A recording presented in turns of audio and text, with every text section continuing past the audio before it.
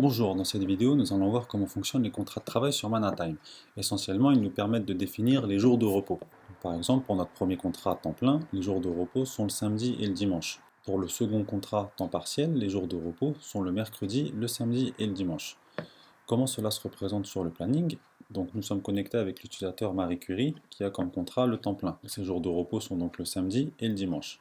Si on prend l'utilisateur William Shakespeare, lui par contre ses jours de repos sont le mercredi, comme on peut le voir ici grisé, le samedi et le dimanche. L'impact qu'il va avoir sur les jours fériés, que si Marie Curie dépose un congé du lundi au vendredi, 5 jours lui seront décomptés de son solde. Si William Shakespeare dépose un congé du lundi au vendredi, 4 jours seulement seront décomptés, le lundi et le mardi, le jeudi et le vendredi.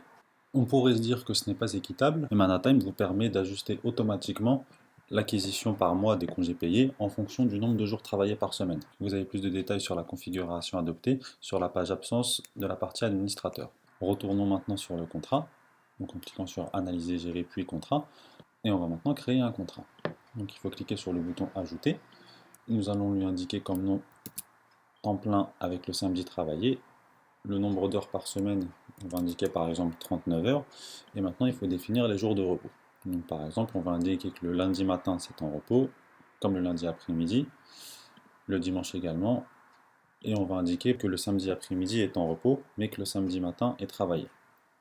On ajoute ce contrat et on va l'affecter à un utilisateur.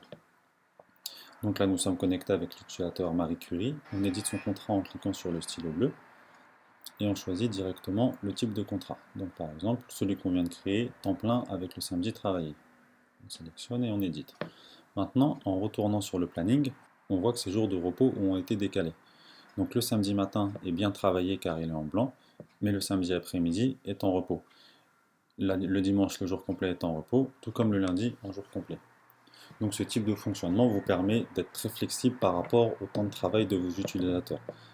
À savoir que si on retourne sur le contrat, autant d'utilisateurs que vous souhaitez peuvent être affectés aux différents contrats. Il n'y a aucune limite en nombre d'utilisateurs par contrat et il n'y a aucune limite en nombre de contrats que vous pouvez créer. Les autres champs des contrats que l'on n'a pas encore vus sont le nombre d'heures maximum par jour et le nombre d'heures maximum travaillées par période. Par exemple, pour ce contrat-là, vos utilisateurs peuvent faire au maximum 10 heures par jour et 45 heures par période. À savoir qu'une période est une semaine. Si vous avez d'autres questions particulières, n'hésitez pas à nous contacter en cliquant sur le bouton en haut à droite ici, nous contacter. Nous nous ferons un plaisir de vous répondre. A très bientôt, au revoir.